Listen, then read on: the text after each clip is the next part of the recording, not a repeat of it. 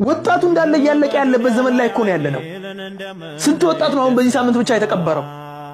ትናንትና ዳዕዋው ሴክተር ላይ አንዳንድ ነገሮችን ሼር ማድረግ የሚታወቅ ወንድማችን አረፈ አሉ። ሺዳ ላይ የሚሰራ ወንድማችን መሐመድ ሰዒድ እሱ አረፈ። ወጣት ነው ገና ሮጦ ያልጠገበ ሰው። ትናንትና መሐመድ ሰዒድን ቀብረን፣ ትናንትና ወንድማችን ብሩክን ቀብረን ተመልሰን መተን ዛሬ እነኚህ ባለጌዎችን የምንከታተል ብልግና የሚያስተምሩንን ልጆቻችንን ብልግና የሚያወርሱት ሰዎች የምንከታተል አላህን አንፈራም? አናፍርም? የኔ ልጅስ አጠገቤ ተቀምጦ የነሱን ድምጽ የሚሰማው ልጅ አጠገቤ ተቀምጦ እኔ የምከታተለውን ይሄን ብልግና ቪዲዮ የሚመለከትን ልጅ ነገ ሲያድግ እንዴት አድርጌ ነው በስርዓት ደግምለው? ልጆቻችንን በልጅነታቸው ያበላሽናቸው ነገ ላይ መልካም ልጅ እንዲሆኑልን አንመኝ። የምንኖረው ህይወት የሙዚቀኛ ህይወት ነው። እኛ የምንፈልገው የልጆቻችን ህይወት ደግሞ የኛም ኻቲማ አምሮልን የልጆቻችን ልጆች ህይወት ደግሞ የሱዴስና ሹሬምን ነው የምንፈልገው። የለም እንዲህ የሚባል ነገር።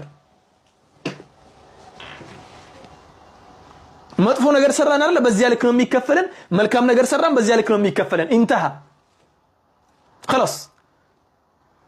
የምትከተሉትን ሰዎች እወቁ።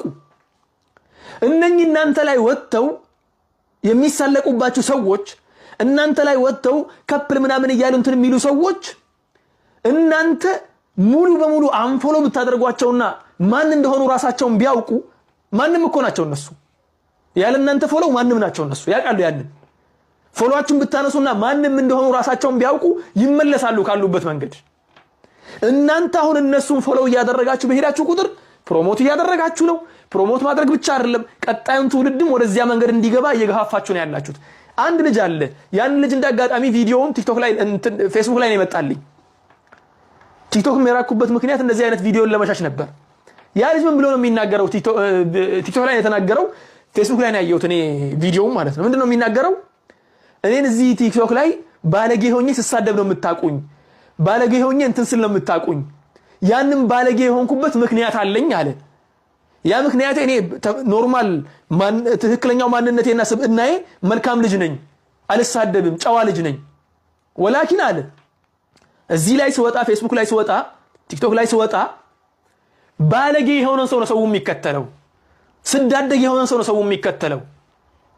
ስለዚህ ፎሎወርን ለማግኘትና በብልግና ሰውን መሰብሰብ እንደሚቻል ለማሳየት ነው ባለጌ የሆንኩት አለ።